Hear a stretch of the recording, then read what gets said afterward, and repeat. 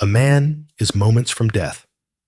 Silas McCabe, a lone cowboy, is tied to a stake, the sun's blistering heat his only companion. He is a prisoner of the Chiricahua Apache, and his trial is over. He has been judged and found guilty of murdering one of their own. The tribe's chief, Mangas, has condemned him. The victim's brother, Taza, prepares the ritual of death. There is no appeal. There is no hope. But as the warriors begin to chant, a shadow moves. The chief's daughter, Nalin, steps forward. She stops before her father, her voice clear in the sudden tense silence. She is about to speak 4 words. 4 words that will not only stop the execution, but will expose a terrible secret, a venomous jealousy, and a betrayal that cuts deeper than any knife. The land was a skillet, and Silas McCabe was frying in it. He'd been riding for 3 days, tracking not a man, but the memory of water. His canteen, a hollow mockery, sloshed with nothing but warm air. His horse, a gaunt roan named Rusty, stumbled on the shale rock of the Arizona Territory. This was Apache land. Silas knew it. The army at Fort Bowie knew it. Even the buzzards circling overhead seemed to know it, waiting for the trespasser to finally collapse. Silas wasn't a bad man, but he was a desperate one. He'd lost his stake in a Tucson silver mine to a crooked game of faro and was trying to get to his brother's ranch in New Mexico. He'd cut south to avoid the main patrols, a decision he now recognized as pure, unadulterated foolishness. He was pulling Rusty along a dry arroyo when the smell hit him. It wasn't the sweet decay of a dead coyote. It was copper. It was iron. It was fresh. Silas unholstered his .44 Henry, his knuckles white. He crested the shallow ridge, pushing aside a curtain of sun-scorched mesquite. He found the body. It was an Apache warrior, young, no more than 20.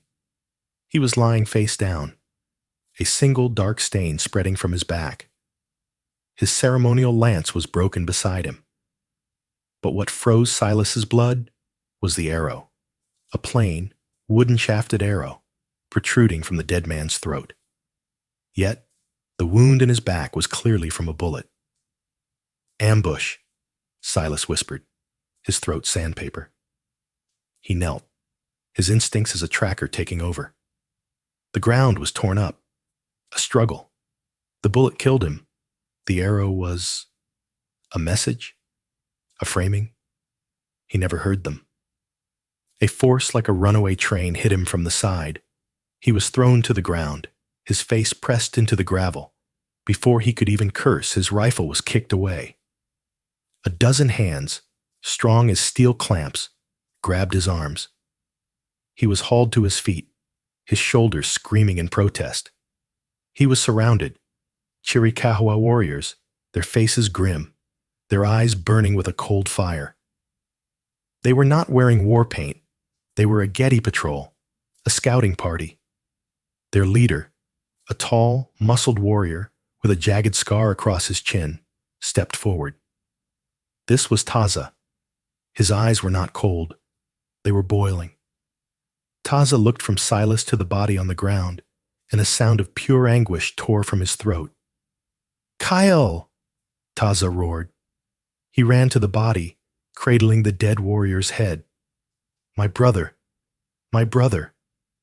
Taza turned, and the grief in his eyes was instantly replaced by a venomous white-hot rage. His gaze locked on Silas. "You!" Taza pointed a trembling, blood-soaked finger. "You did this! Pindalikoyi! White Eye!" "No," Silas croaked. I just found him. I swear it." Taza grabbed the Henry rifle from one of his men. He cracked the breech. The scent of burnt powder, faint but present, wafted from the barrel. Silas's heart sank. He had fired it 2 days ago, at a rattlesnake. It wasn't fresh, but it was enough. "You lie!" Taza screamed, smashing the butt of the rifle into Silas's stomach. Silas doubled over, gasping. Taza, another older warrior said, placing a hand on his shoulder. We take him. Mangas will judge. Taza's chest heaved. He looked at his dead brother, then at Silas. He will be judged, Taza spat, and then he will die. They bound Silas's hands to his saddle horn, his own saddle, now on an Apache pony. They tied his feet beneath the horse's belly. Taza took the reins of Silas's horse, Rusty, and the party moved out, leaving Cale's body for others to retrieve. As they rode, Silas looked back. On a high ridge overlooking the arroyo, a lone figure watched them. It was a woman, an Apache woman, sitting astride a fine pinto. He couldn't make out her features, only that she sat perfectly still, a silent witness to his capture. Then, like a wisp of smoke, she turned her horse and was gone. It was Nalin, the daughter of Chief Mangas, and she had seen more than any of them knew. The ride to the Apache stronghold, their hidden rancheria, was a blur of agony. Silas was dehydrated, beaten, and hopeless. Taza made sure the journey was brutal, taking them through thickets of ocotillo that tore at Silas's clothes and skin. When they arrived, the stronghold was not the collection of crude huts Silas had imagined. It was a small, thriving village nestled in a high-walled canyon, invisible from the desert floor.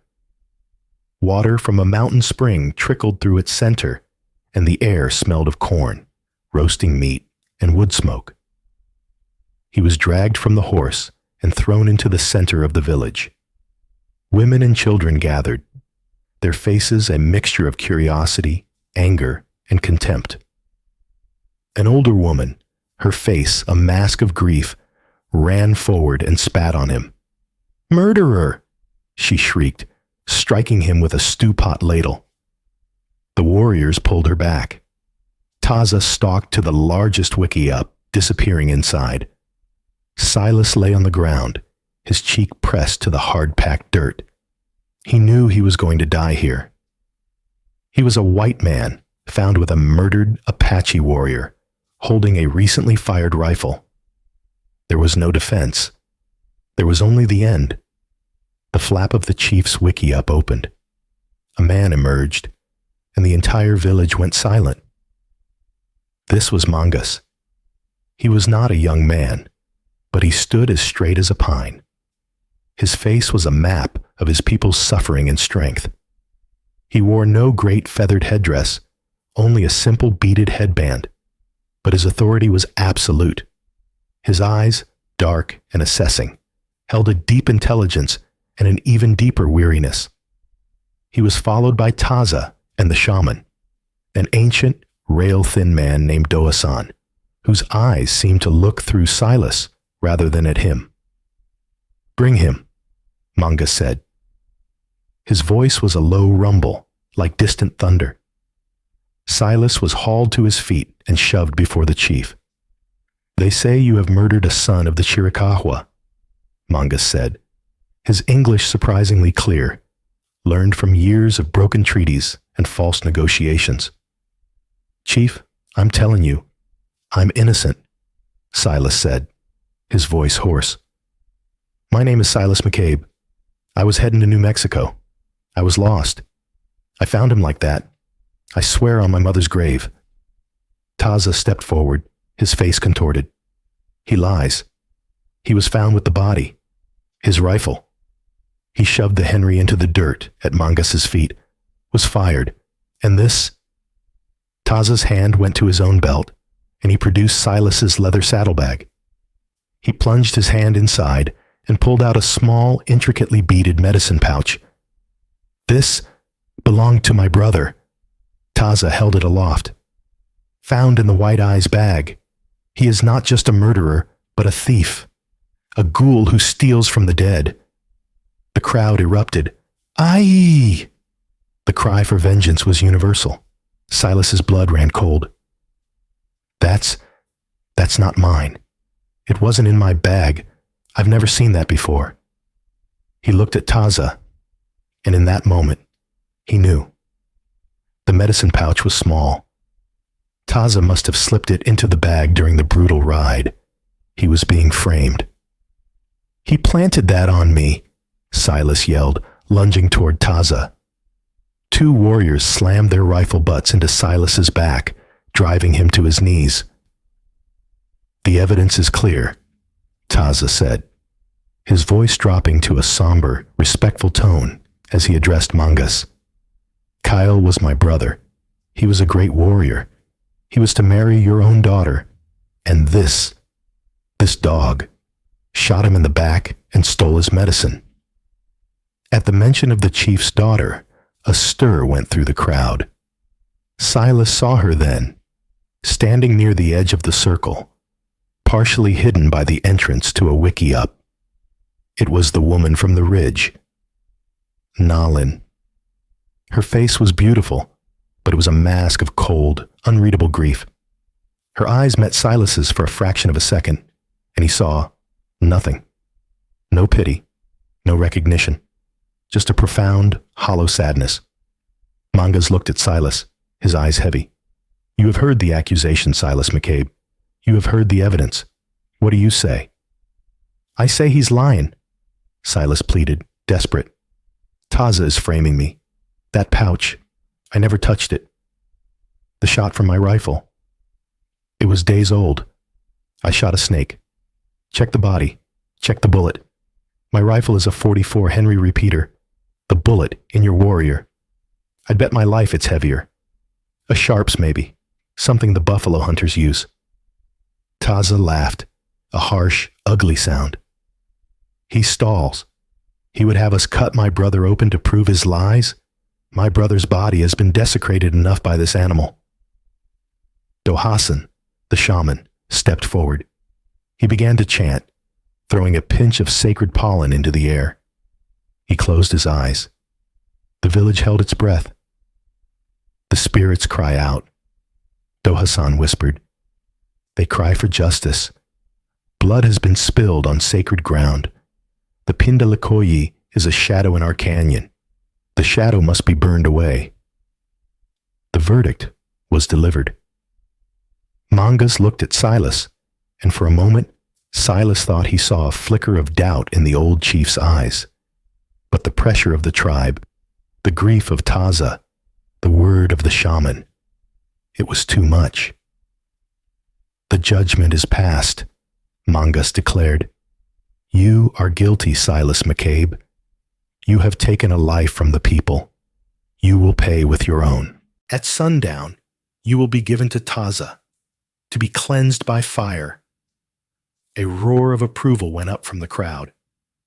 Taza smiled, a terrible, triumphant baring of teeth. Silas's world collapsed.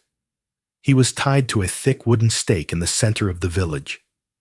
The women and children began piling dry brush and mesquite wood at his feet.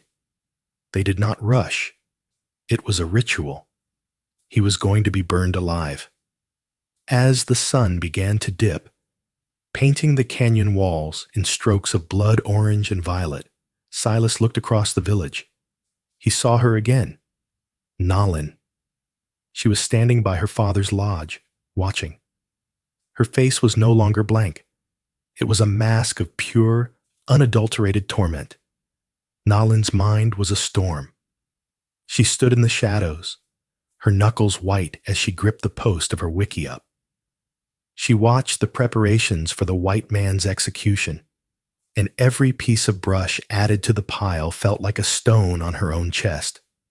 She was trapped. Trapped by loyalty, by fear, and by a secret that was now burning hotter than the coming fire.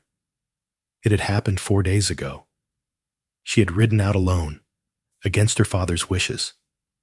Taza had been pressing his suit, reminding Mangas that with Kale gone, he was the tribe's strongest warrior, and the logical choice to be his son-in-law. Nalin felt suffocated. She had loved Kale, but his death was too fresh, and Taza's ambition was a cold, sharp-edged thing. She had needed to escape, to breathe air that Taza had not already claimed. She rode her pinto into the high, broken canyons near the Salt River. It was a dangerous, unstable place, but its desolate beauty matched her mood. She was dismounted, inspecting a track, when she heard the first crack. She looked up. The wall of the canyon, a sheer cliff of shale and sandstone, shivered. A small pebble fell, then a dozen, then 100. With a sound like a giant tearing a sheet of canvas, a section of the cliff wall gave way. She wasn't fast enough. She dove away from the main slide, but a wave of smaller boulders and debris crashed down around her. She tried to roll, but a wedge of rock, the size of a wagon wheel, slammed down onto her right leg, pinning her instantly. The pain was blinding, a white-hot scream that echoed in her skull. The dust settled. She was alive, but she was trapped. Her horse had bolted. She was alone. She lay there for hours. The sun moved across the sky, baking her. She tried to dig herself out, but the rock was too heavy. Her leg throbbed, a dull, agonizing pulse that beat in time with her heart. By the time the sun began to dip, she knew she would not last the night. The Chindi, the ghosts, would come. That was when he appeared. Silas McCabe, looking just as gaunt and desperate as he did now, rode his roan horse around the bend. He was tracking the same small stream bed she had been following. He saw her. His hand went to his rifle. Nolan's hand went to the knife at her belt. They were enemies. This was the law. He held up a hand. "Easy, ma'am. I ain't looking for trouble." He dismounted slowly. He saw her leg, pinned by the rock. He saw the grimace of pain she couldn't hide. That's a bad spot," he said, his voice rough. He walked closer. Nolan kept her hand on her knife. If he meant to harm her, she would take him with her. "I'm just a traveler," he said, keeping his voice low and calm. "Looks to me like you need help." He studied the rock.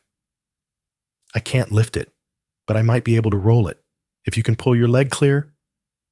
Nolan nodded, her throat too dry to speak. Silas put his shoulder to the rock. He braced his boots in the gravel. "On 3, he grunted. 1, 2, 3. He heaved. His face turned purple with effort. The rock didn't move. "Damn it." He spat in the dust. He looked at his horse, then at the rock. "Rope." He unslung his lariat. He worked it under one edge of the rock, finding a small purchase. He tied the other end to his saddle horn. He clicked his tongue, backing the tired roan. The rope went taut. "Now!" he yelled. The horse strained, its hooves slipping. The rope groaned. The rock shuddered, and then with a scraping sound, it rolled. It moved only a foot, but it was enough. Nolan cried out, a mix of pain and relief, as she dragged her mangled leg free. Silas was at her side in an instant. He knelt, his eyes professional and distant. "Let me see." Before she could protest, he was inspecting the wound. Her moccasin was torn, her skin broken and bruised, already swelling thick and purple. But it wasn't a snap. "It's not broken," he said. "Or I don't think it is. Just crushed." He looked up, his eyes a dusty, weary blue. "You're lucky." He went to his horse, unhooked his canteen, and handed it to her. She stared at it. It was a white man's canteen. "Go on," he said gently. "It's just water. You need it more than me." Nolan took it. She drank.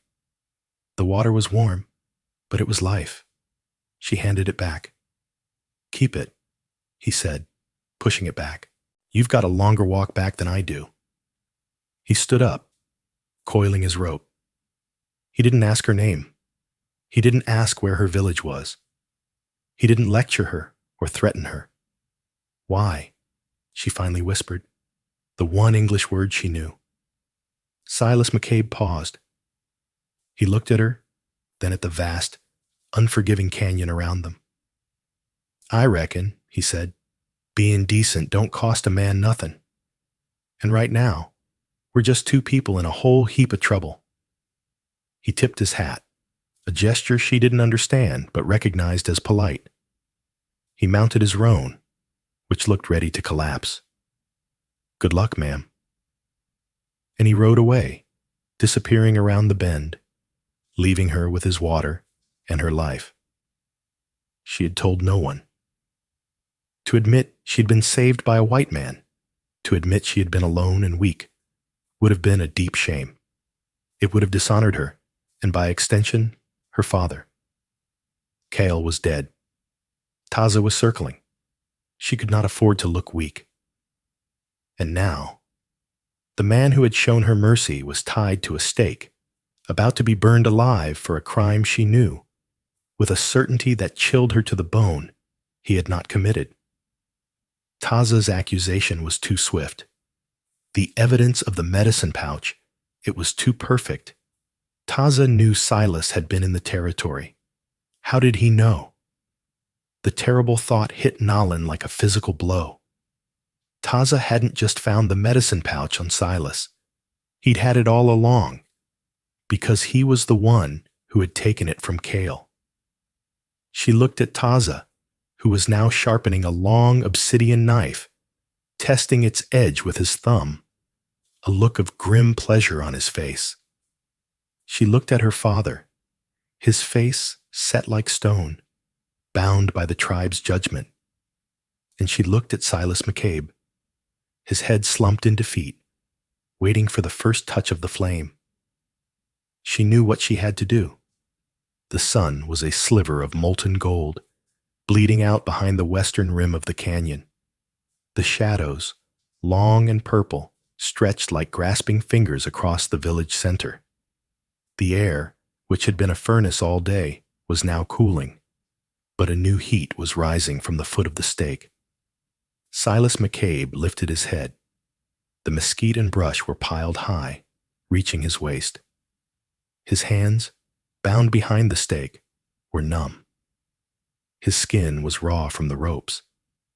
He licked his cracked lips, tasting only dust and the metallic tang of his own fear. This was it, the end of the line. He'd spent the last hour in a haze, watching his life play out behind his closed eyelids. He saw his brother's ranch he would never reach. He saw the face of the faro dealer in Tucson, and he saw the face of the Apache girl he'd pulled from under the rock slide. He'd wondered, briefly, if she'd made it home. He hoped she had. It was the only good thing he'd done in months. He opened his eyes. The village was gathered in a silent, expectant circle. Taza stood ready, a burning torch in his hand. Dohasan, the shaman, was chanting a low, droning prayer, asking the spirits to accept this blood sacrifice and restore the balance. Manga stood before the pyre, his arms crossed. His face was unreadable, but his eyes were fixed on Silas. This was the chief's final duty, to look the condemned man in the eye. "Silas McCabe," Mangus's voice boomed, cutting through the shaman's chant. "You have been judged by the laws of the people. You have been found guilty. Do you have any last words before you meet Usin, the Creator?" Silas swallowed, his throat clicking. He looked at Mangus. He looked at Taza. "I told you the truth," Silas said, his voice a dry rasp. I didn't kill him. I hope the Creator knows that, and I hope he has more mercy than you." Taza snarled. "Your Creator does not live here, White Eye. Here, there is only justice." Taza lowered the torch toward the dry tinder. Silas squeezed his eyes shut. He braced himself for the heat, for the smell of his own burning flesh. "Stop!" The word was a whip crack in the twilight. Silas's eyes flew open. The entire village turned. Nalin, her face pale but resolute, was striding from the shadows of her father's wickiup. She did not look at Taza. She did not look at Silas.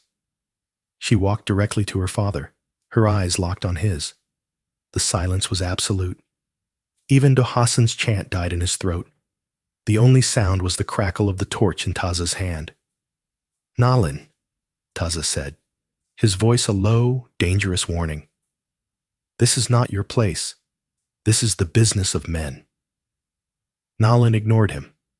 She stood less than a foot from Mangas, forcing the powerful chief to look at her, to see her as not just his daughter, but as a witness. "Father," she said, her voice trembling, but gaining strength with every word, "you cannot do this."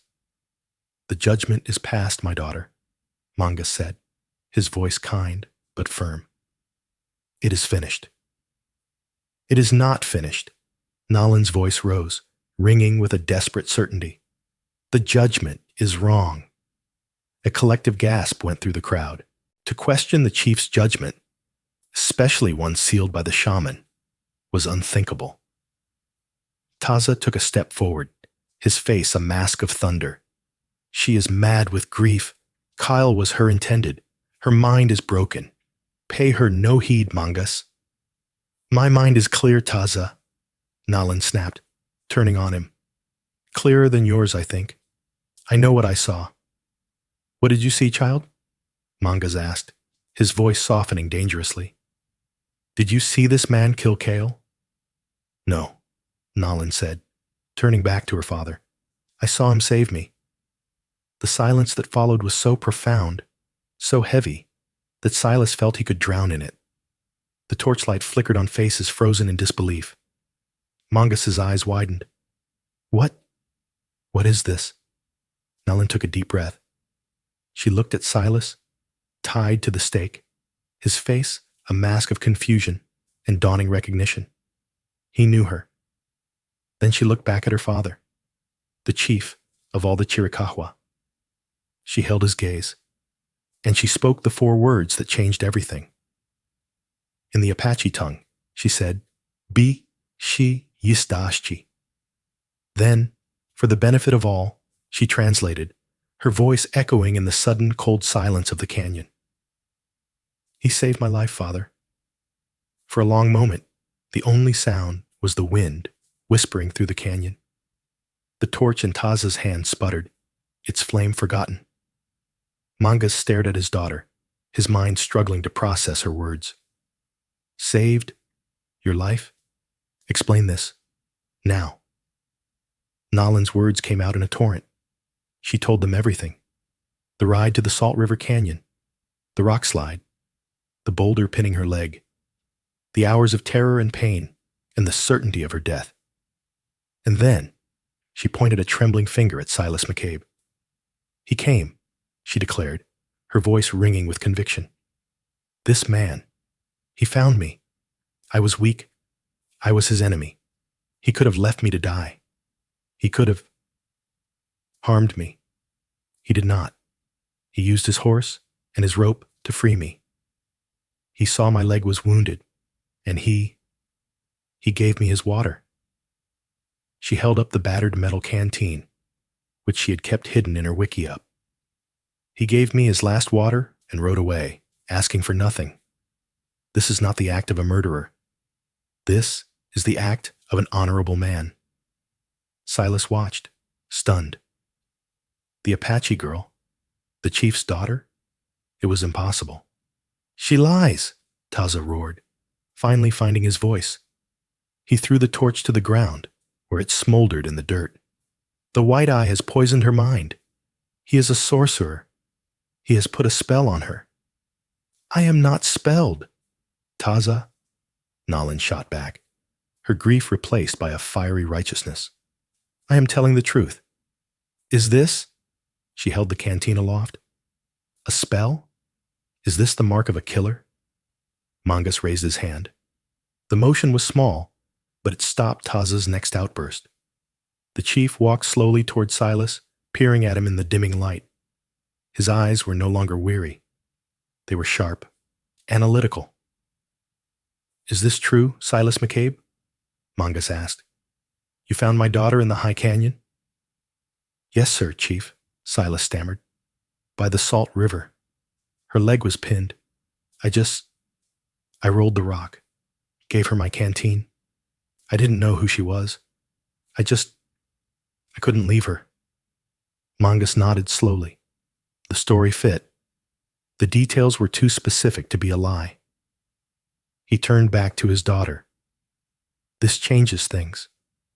A man who saves the daughter of the chief is owed a great debt. But Cale is still dead, Taza shouted, his voice cracking with desperation. This man's rifle was fired. His medicine pouch was in this dog's saddlebag. Do you forget this, Mongus? Does a single act of kindness wash away the blood of your son? No, Mongus said, his voice a low growl. It does not. Kyle's blood still cries out, but I am no longer certain it cries out against him. Mongus looked at the accusing warrior. You have been the most vocal in this, Taza. Your grief is great, but your certainty, it is too great. You found the body. You found the rifle. You found the medicine pouch. Taza bristled. I found what the killer left. I brought the evidence to my chief. Yes, Nalin said, her voice suddenly quiet and cold. You did. But I have a question, Taza. Kyle was your brother, but he was also your rival. A new, dangerous tension filled the air. Everyone knew of the rivalry between the two young warriors. They were the two strongest, the two fastest, and both, at one time, had sought Nalin's hand. Cale had been the one her father favored. Kyle, he was worried these past few weeks, Nalin continued, her voice soft but carrying. He was not worried about the Pinda Likoyi. He was worried about someone closer, someone who coveted his skill, his favor with my father, and his intended. Taza's face went rigid. You dishonor your intended's memory. You speak poison. Do I? Nalin stepped closer to him. Cale's medicine pouch. You said you found it in the white man's bag. But I saw Cale give that pouch to you, Taza, 2 moons ago. He asked you to hold it for him, for safekeeping, before the deer hunt. He said he trusted you with his life. He never asked for it back. Taza's eyes, for the first time, showed a flicker of panic. She is confused. Grief. I am not confused, Nalin screamed. I saw him give it to you. You kept it. You never returned it. You lied. The circle of warriors tightened. The accusation was monstrous. Taza had not found the pouch on Silas. He had possessed it. He gave it to me, yes, Taza stammered. But he took it back. I must have been mistaken. I found it on the ground, near the white eye. His lie was clumsy, disintegrating. Mangus's face was dark as a thunderhead. So, the medicine pouch was a lie. What else, Taza? What else was a lie? The rifle. Silas croaked from the stake. I told you. Check the bullet. I told you it was a Sharps. A Sharps? Mangus's eyes widened. He looked at Taza. Every warrior in the stronghold knew. Taza owned a Sharps .50 caliber rifle. He had taken it from a dead buffalo hunter years ago. It was his prized possession, a symbol of his prowess. Where is your rifle, Taza? Mangas asked, his voice deadly calm. It is in my wiki-up, Taza said, his bravado gone, replaced by a sullen tremor. Go, Mangas commanded 2 of his most trusted warriors. Bring it, and bring Taza's bullet bag. The 2 warriors disappeared. Taza stood frozen, his world collapsing. The entire tribe watched him, their expressions shifting from shared grief to suspicion, and now to a dawning, horrified certainty. Cut the white man down, Mangas ordered, not taking his eyes off Taza. A warrior ran forward with a knife and sliced the ropes holding Silas's arms. He slumped to the ground, his legs too weak to hold him. He rubbed his raw wrists, staring at Taza. The man who had sentenced him was now the accused. The two warriors returned. One held the heavy sharps rifle. The other held Taza's leather possibles bag. "The rifle," the first warrior announced. "It has been fired, not long ago." He held the muzzle up. The scent of burnt black powder was strong. Taza said nothing. He was a statue of seething, cornered fury. Mangas took the rifle. He inspected it. Then he looked at the bullet bag. He opened it. It was full of heavy .50 caliber lead slugs. "Do-Hassan," Mangas said, turning to the shaman, "you and two others. You will go to Kyle's body. You will bring back the bullet that killed him." Do-Hassan nodded grimly. This was no longer a spiritual matter, but it was still a matter of truth. He and two men lit torches and vanished into the darkness. The village waited. It was the most agonizing hour of Silas McCabe's life.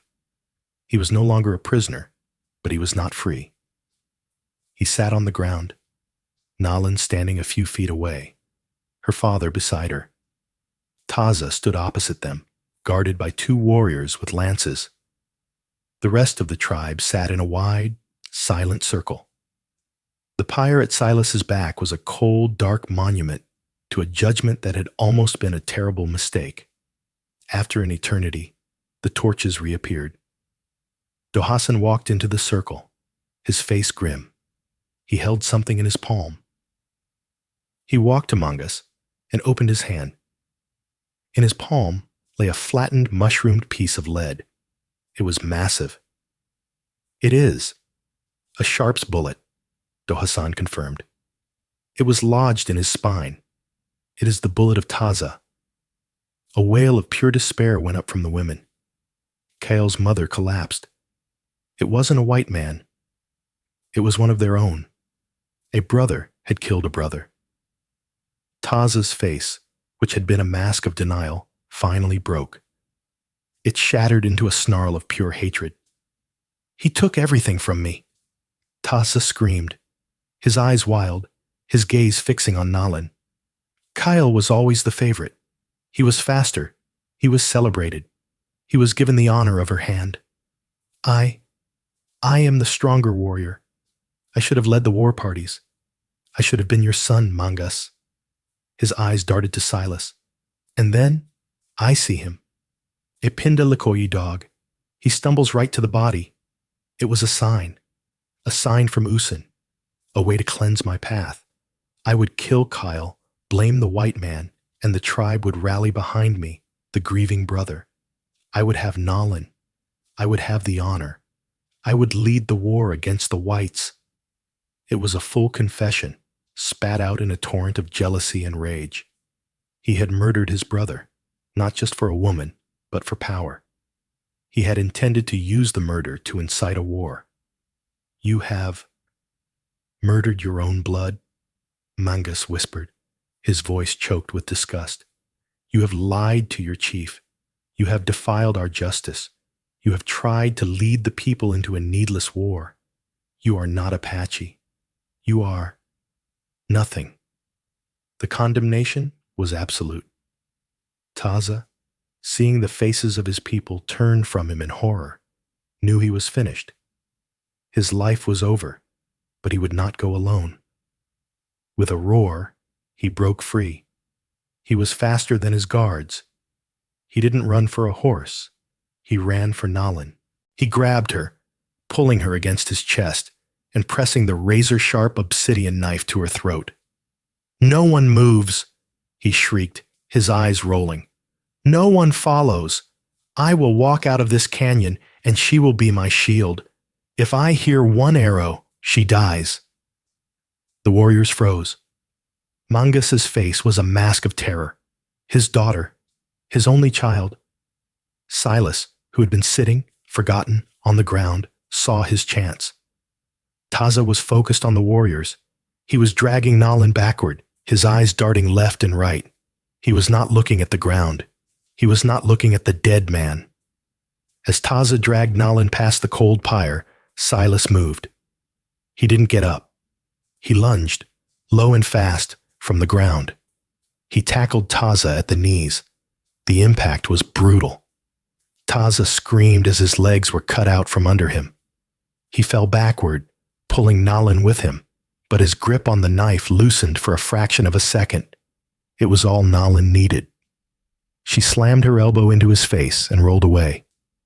Taza scrambled to his feet, ignoring Silas, his eyes fixed on the escaping Nalan. He raised the knife to throw it. He never got the chance. Silas, now on his feet, slammed his fist into Taza's jaw. It was not a warrior's blow. It was a cowboy's brawling punch, full of desperation and rage. Taza staggered. Silas hit him again. Taza dropped the knife and lunged, his hands forming claws, aiming for Silas's eyes. The two men crashed to the ground, rolling in the dirt. A desperate, silent, and brutal fight. Taza was a trained warrior, but Silas was fighting with the pent-up terror of a man who had been tied to a stake hours earlier. He was fighting for the woman who had saved him. Taza got the upper hand, his thumbs pressing into Silas's throat. Silas's vision began to spot.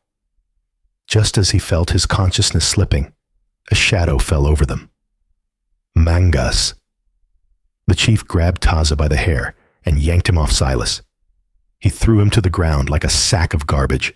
"No," Mangas said, his chest heaving. "You will not even die a warrior's death." He looked at his men. "Bind him." Taza, defeated, bloody, and sobbing, did not resist. Silas lay on the ground, his body a map of fresh agony. He was coughing, dragging air into a throat that felt like it had been scraped with hot coals.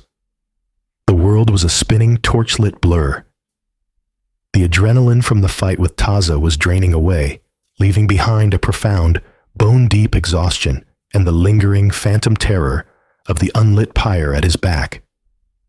He felt a hand, small and gentle, touch his shoulder. He flinched, but the hand remained, steady and warm. He blinked, his vision clearing, and looked up into the dark, fathomless eyes of Nalan. "You are hurt," she said. It was not a question. Her voice was low, the fire from her testimony now banked, replaced by a quiet, profound weariness. I'm all right," Silas gasped, the words tearing at his larynx. He pushed himself up onto one elbow. He looked at Taza, who was now bound, his hands tied brutally behind him. The great warrior was no longer roaring. He was whimpering, a high, pathetic sound of a man who had not just been defeated, but unmade. The village was silent, but it was not the silence of peace. It was the silence of deep, catastrophic shock. The truth of the night's events had landed like a boulder in their placid canyon, and the ripples were devastating. Silas saw the woman who had struck him with the ladle, Cale's mother. She was now staring into the darkness, her face utterly blank, her mind broken. She had lost one son to murder, and the other to an evil so profound it was almost unimaginable. Her wail had died, leaving an emptiness more terrible than any sound. The other warriors, the men who had been Taza's friends, who had hunted with him, who had been ready to burn an innocent man on his word, could not meet anyone's eyes. They stared at the dirt, their shame a palpable thing. Mangas walked over to Silas. The chief stood tall, but the authority in his eyes was mingled with a deep personal shame. He looked down at the white man, this Pinda Likoyi who had been the catalyst for his tribe's darkest moment.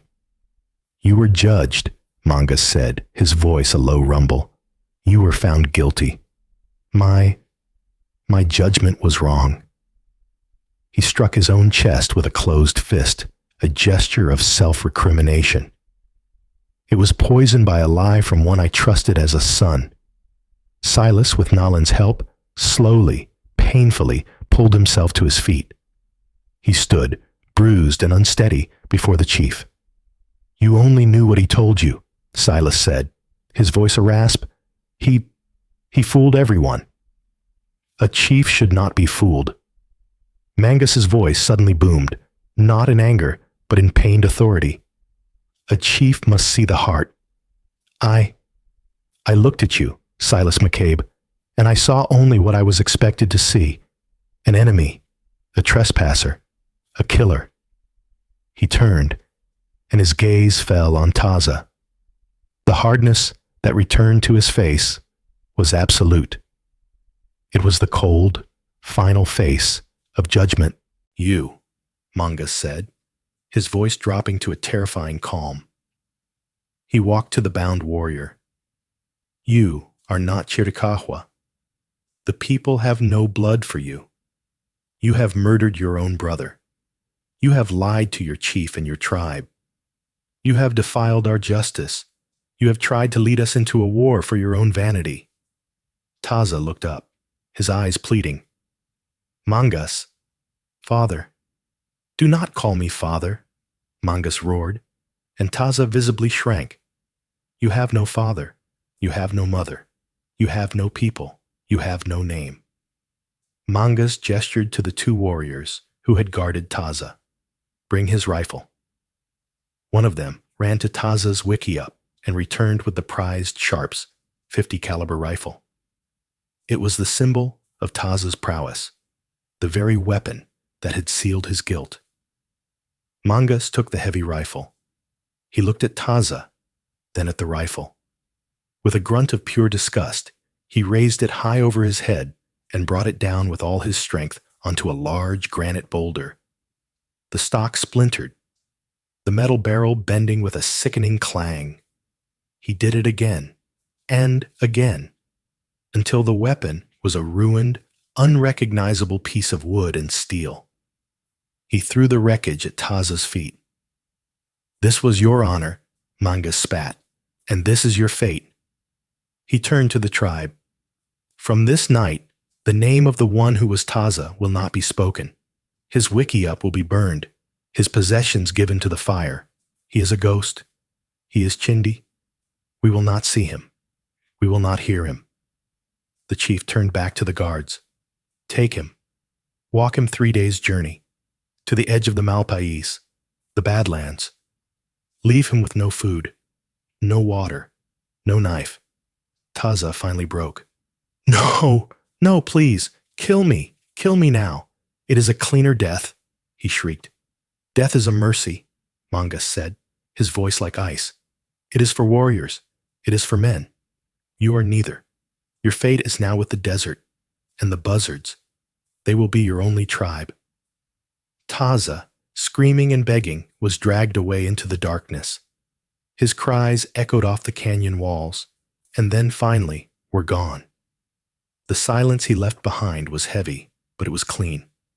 Mangus closed his eyes for a long moment, the weight of his office and his grief settling on him. When he opened them, he looked back at Silas. His authority was fully restored, tempered by a new, hard-won humility. My daughter was right, Mangus said.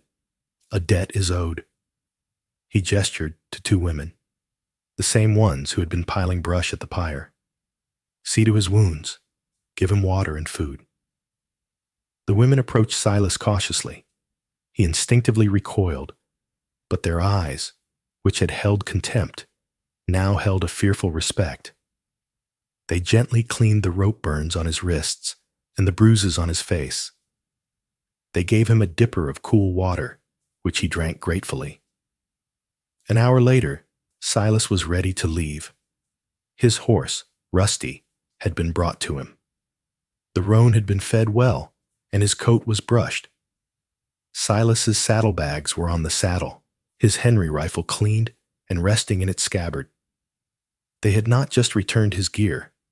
They had supplemented it. A thick pouch of dried jerky and a new, full water skin were tied to the pommel. He mounted, wincing as he settled into the saddle. The entire village, or what was left of its spirit, watched him.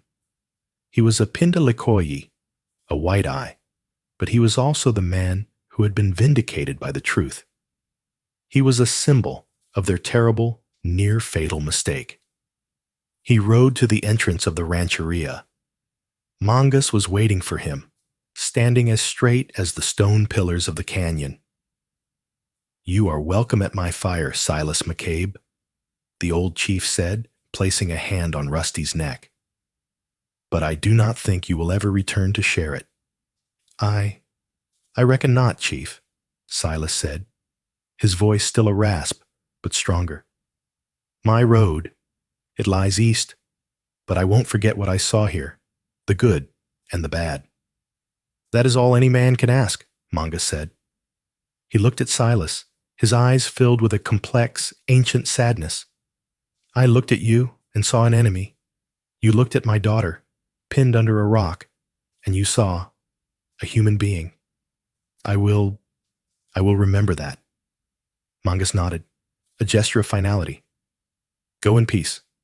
"Da go te. Silas nodded back. He turned Rusty, but stopped. Nalin was standing a few feet away, her arms crossed, watching him. The battered canteen he had given her was still clutched in her hand. He rode the few steps that separated them. He had faced down death, but he found himself at a loss for words in front of this woman. "Ma'am," he started, tipping his hat, the same gesture he'd given her in that dusty canyon. I'm mighty grateful. Thank you seems, well, it seems too small a word." Nalin looked up at him. The torchlight played across her strong features. She was no longer just a chief's daughter. She was the conscience of her tribe. "You said that being decent costs nothing," she said, her voice soft. "You were wrong. Tonight, it almost cost you your life. And you, ma'am," Silas replied, his voice thick with emotion. "You paid a higher price for it than I did. Your intended, your tribe's. I'm sorry for all of it, for what that truth cost you." Nalin looked at the cold, dark pyre, then back at him. "The truth is a heavy rock, Silas McCabe, like the one that pinned me. It does not move easily, but it must be moved, or no one is ever free." She stepped forward, reaching up. Silas thought she might touch him, but she only rested her hand on his saddlebag. "You saved my life in the canyon, with your rope and your water," she said. "And you saved mine, here, with your words," he finished, understanding. "Yes," she said. A small, sad smile touched her lips for the first time. "The debt is paid. For both of us, there is balance." Silas McCabe looked at her for a long moment. He saw no romance in her eyes, and she saw none in his. He saw something far rarer, something stronger. He saw a bridge, built of mutual respect, stretching across a chasm of hatred and fear. He nodded, a single deep acknowledgement. "Good luck to you, Nalin." "Good luck to you, Silas McCabe." He turned Rusty. He did not look back again.